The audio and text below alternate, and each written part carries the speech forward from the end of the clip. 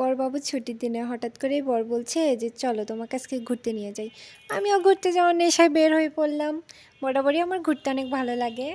তো রেল লাইনের পরেই যে একটু ঢং করে নিলাম আর কি। খুবই ইচ্ছা ছিল, ইচ্ছাটা পূরণ হয়ে গেল সেই সাথে সাথে। অবশেষে চলে এলাম সেই বিখ্যাত সেই নড়াইলের রেল স্টেশনে, যে স্টেশনে একমাত্র নড়াইলে থাকা মানুষ সবাই চলে আসছে, তবে আমি আসি নাই। আজকে অবশেষে চলে আসলাম। তো চারদিকটা খুবই সুন্দর করছে। এখানে দেখছি মা আমি একমাত্র বাকি ছিলাম, এখানে বিটারা কি ঘুরছে বাবা।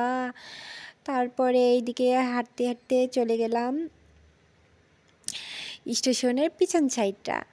তো খুবই সুন্দর এই সাইডের এইটুকু, মানে আমার সব থেকে বেশি ভালো লাগছে। তো সবাই ক্যামেরা হাতে সবাই ছবি তুলছে আর কি। আমি ওই সুযোগে আরেকটু ঢং করে নিলাম আর কি।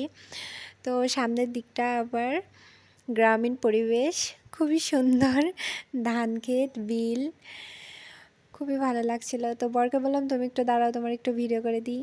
আজ এই পর্যন্তই, টাটা।